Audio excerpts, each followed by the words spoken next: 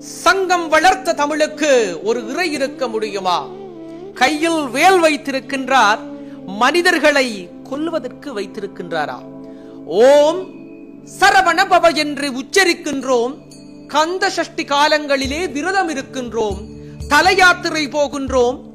இவ்வாறு செய்வதனால் ஆன்மீகம் கடந்த வைத்திய ரீதியான அறிவியல் நன்மைகள் எம்முடைய உடலுக்கு கிடைக்கின்றதா என்று பல கேள்விகள் எங்கள் மத்தியிலே எழலாம். அந்த கேள்விக்கான பதிலாக இன்றைய காணொளி அமைய இருக்கின்றது.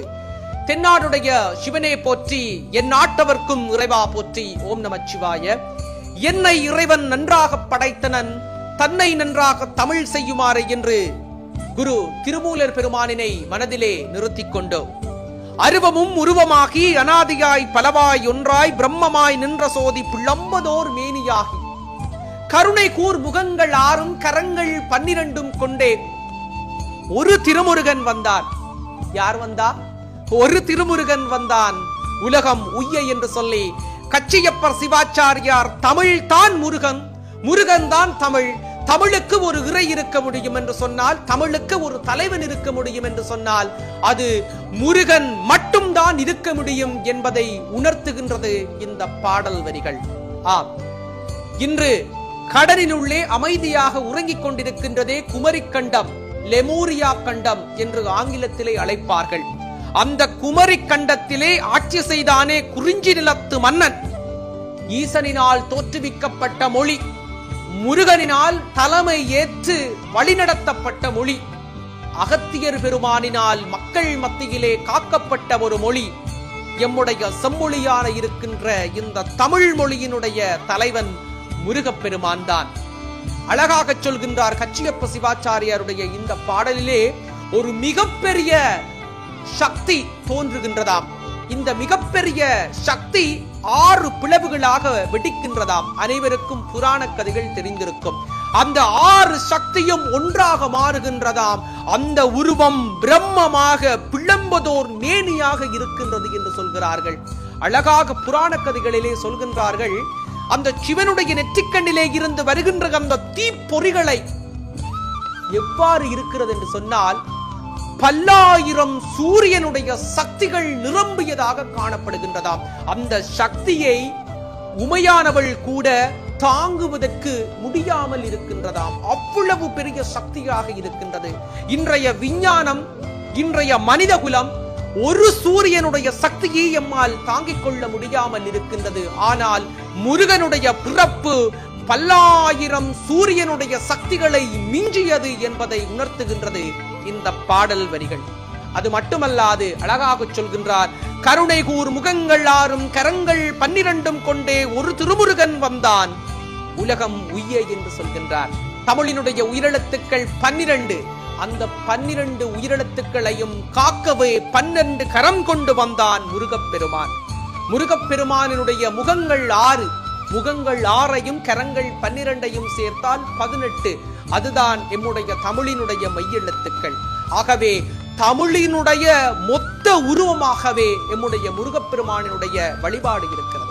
அது மட்டுமல்லாது மிகப்பெரிய அறிவியலான ஒரு விடயம், மிகப்பெரிய தத்துவமான விடயம் இந்த ஓம் என்று உச்சரிக்கின்ற மந்திரம்தான். நாங்கள் ஓம் சரவண பவ என்று உச்சரிக்கின்ற பொழுது அனைவரும் சாதாரணமாக ஓம் என்று உச்சரிப்போம். ஆனால் உண்மையிலே உச்சரிக்க வேண்டிய தன்மை ஆ உ இம், அகார மகார உகார, இந்த 3 வார்த்தைகளையும் சேர்த்து உச்சரிக்கின்ற பொழுது உருவாகின்ற ஓம் தான் நாங்கள் முருகனுக்கு சொல்லப்படுகின்ற ஓம். அனைவரும் இந்த காணொளியை பார்க்கின்றவர்கள் சற்று மனதுக்குள்ளே உச்சரித்து பாருங்கள். ஆனா ஊனா இம்மன்னா, இது 3ம் சேர்த்து வர வேண்டும். என்று திரும்ப திரும்ப உச்சரிக்கின்ற பொழுது அந்த இடத்திலே ஓம் ஓம் என்ற வார்த்தை உச்சரிக்கின்றது. அதைத்தான் இன்றைய விஞ்ஞானம் பிரபஞ்சத்தினுடைய ஓசை ஹம் என்று சொல்கின்றது. அதை எப்போவோ எம்முடைய சைவமும் முருக வழிபாடும் தமிழும் ஓம் என்கின்ற ஒற்றை வார்த்தைக்குள்ளே 3 வார்த்தைகளையும் வைத்து பிரபஞ்சத்தினுடைய ஓசையை அடக்கிவிட்டது இந்த தமிழுக்குள். அடுத்து இதனை பார்க்க முன்பாக கையிலே வேல் வைத்திருக்கிறார், மனித குலத்தினை அழிக்க வைத்திருக்கிறாரா என்று பலர் கேட்கலாம். ஏன் இந்த முருகன் ஆயுதத்தினை வைத்திருக்கின்றார்? தமிழ் கடவுள், அழகான கடவுள், அன்பான கடவுள், கருணையான கடவுள் என்று அழகாக சொல்கின்றோம். இந்த முருகப்பெருமான் ஏன் வேல் வைத்திருக்கிறார் என்று சொன்னால், திருவாசகத்திலே அழகான பாடல் வரி வரும், ஆழ்ந்து அகன்ற நுண்ணியனே என்று வரும். ஆம், ஒரு மனித குலம், அறிவார்ந்த சமூகம் எவ்வாறு சிந்திக்க வேண்டும் என்று சொன்னால், ஒரு செயற்பாட்டிலே அவனுடைய சிந்தனை ஆழமாக இருக்க வேண்டும், அந்த சிந்தனை அகன்றதாக இருக்க வேண்டும், அந்த சிந்தனையிலே இருந்து எடுக்கப்படுகின்ற முடிவுகள் ஊராக ஒன்றாக இருக்க வேண்டும். அதுதான் ஆழ்ந்து அகன்று நுண்ணியனே என்று சொல்லப்படுவது போன்று முருகனுடைய வேல் வடிவத்தினை அழகாக குறிக்கின்றது. அது மட்டுமல்லாது வைத்திய ரீதியாக ஒரு ஆணும் ஒரு பெண்ணும் சேர்ந்து ஒரு கரு உருவாக வேண்டும் என்று சொன்னால், அந்த இடத்திலே ஆணினுடைய சக்தி பெண்ணினுடைய கருவறைக்குள்ளே செல்ல வேண்டும். அவ்வாறு செல்லப்படுகின்ற அந்த சக்தியினை பார்த்தால் அந்த அணு வேல் வடிவம் போன்றுதான் இருக்கின்றது என்பது யாராலும் மாற்று கருத்து தெரிவிக்க முடியாத ஒரு உண்மை. அதைத்தான் முந்து முந்து முருகவேல் முந்து என்று சொல்லி அழகாக கந்த சஷ்டி கவசத்திலே பாடி சென்றிருக்கிறார்கள். இவ்வாறு பாடி சென்ற முருக வழிபாடை நாங்கள் குன்றிலும் மலையிலும் காட்டிலும் மேட்டிலும் வழிபடுகின்றோம். எதற்காக என்று கேட்கலாம். ஆம், முருகப்பெருமான் சித்தர்களுக்கெல்லாம் தலைவன் என்று சொல்கின்றோம். 18 சித்தர்கள் எல்லாம் எங்கே சக்திகளை மறைத்து வைத்திருக்கிறார்கள் என்று சொன்னால், காட்டிலும் மேட்டிலும் மலையிலும் குன்றிலும் தான் அத்தனை பிரபஞ்ச சக்திகளையும் ஒடுக்கி வைத்திருக்கிறார்கள். இந்த சக்திகளினுடைய தளபதியாகத்தான் நம்முடைய முருகப்பெருமான் இருக்கின்றார். முக்கியமாக இச்சா சக்தி, கிரியா சக்தி, ஞானா சக்தியாக இருக்கிறது. இச்சா சக்தியாக வள்ளியும், கிரியா சக்தியாக தெய்வானையும், ஞானா சக்தியாக வேலும் கொண்டு அந்த முருகப்பெருமான் குன்றிலே ஏறி பிரபஞ்ச சக்திகளை ஆட்கொள்கின்ற முருகன் எமக்கு காட்சி தருகின்றான்.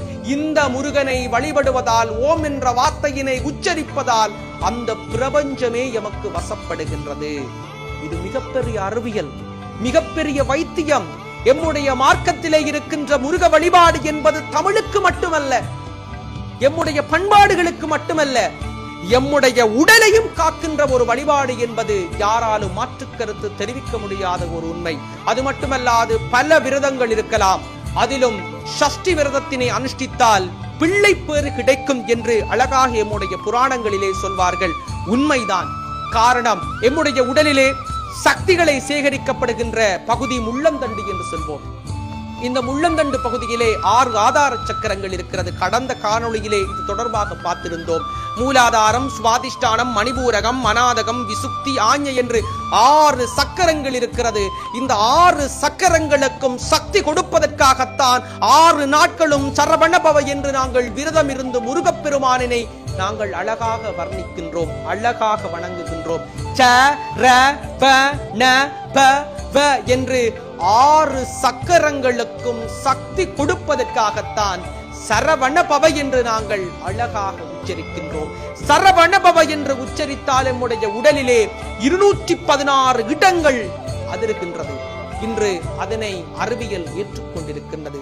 அதனால் நம்முடைய உடலிலே ஒரு மனிதன் 21,600 தடவைகள் சுவாசித்தால் அந்த மனிதனுக்கு உடலிலே என்ன நன்மை கிடைக்குமோ அந்த நன்மையினை சரவணபவ என்று உச்சரிக்க உச்சரிக்க உச்சரிக்க ஒவ்வொரு அடியாருக்கும் கிடைக்கின்றது. அந்த அடியார் விரதமாக இருந்தால், அந்த அடியார் பிள்ளை பேறு கிடைக்காத ஒரு பெண்ணாக இருந்தால், அவருடைய கர்ப்பப்பையிலே இருக்கின்ற கொழுப்புகள் கரைக்கப்பட்டு 6 ஆதார சக்கரங்களுக்கும் சக்தி கொடுக்கப்பட்டு புதிதான ஒரு உயிரை தாங்குகின்ற சக்தியினை அந்த கர்ப்பப்பைக்கு கிடைக்கின்றது. அதுதான் சஷ்டி விரதம் பிடித்தால் பிள்ளை பேறு கிடைக்கும் என்று நம்முடைய முன்னோர்கள் அழகாக சொல்லி சென்றிருந்தார்கள். ஆம், அற்புதமான வழிபாடுதான் எம்முடைய முருக வழிபாடு. ஓம் என்கின்ற தத்துவம், முருகன்தான் தமிழுக்கு தலைவன் என்கின்ற தத்துவம், கையிலே ஏன் வேல் வைத்திருக்கிறார் என்கின்ற தத்துவம், வள்ளியும் தெய்வானையும் ஏன், எதற்கு, என்ன சக்திகள் என்பதையும் பார்த்து விட்டோம்.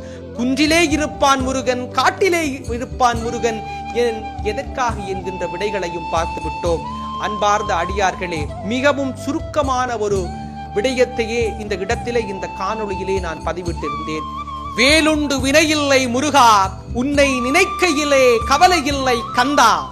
முருகனை வழிபடுகின்ற ஒவ்வொரு முருக பக்த அடியார்களும் அறிவியலையும் வைத்தியத்தையும் மிஞ்சிய அடியார்கள் என்பதை மனதிலே கர்வமாக வைத்துக் கொள்ளுங்கள். ஏறுமையில் ஏறி விளையாடு முகம் ஒன்று, ஈசருடைய ஞானமொழி பேசும் முகம் ஒன்று, கூறுமடியார்கள் வினை தீர்த்த முகம் ஒன்று, குன்றுருக வேல் வாங்கி நின்ற முகம் ஒன்று, மாறுபடு சூரரை வதைத்த முகம் ஒன்று, வள்ளியை மனம் புணர வந்த முகம் ஒன்று, ஆறுமுகமான பொருள் நீ அருளல் என்றால் ஆதி அருணாச்சலம் அமர்ந்த பெருமாளே என்று ஈழத்தினுடைய மாப்பிள்ளையாக இருக்கின்ற முருகப்பெருமானுடைய பாதம் பிடிப்போம். அவனுடைய கருணை மலையை அறிவியல் தாண்டிய பக்தி மார்க்கமாக இருக்க பிடிப்போம் என்று சொல்லி விடைபெறுகின்றேன். மற்றொரு காணொளியிலே இன்னும் புதிய தகவலுடன் சந்திக்கலாம். வாழ்க தமிழ். விடைபெறுகிறேன். நன்றி, வணக்கம்.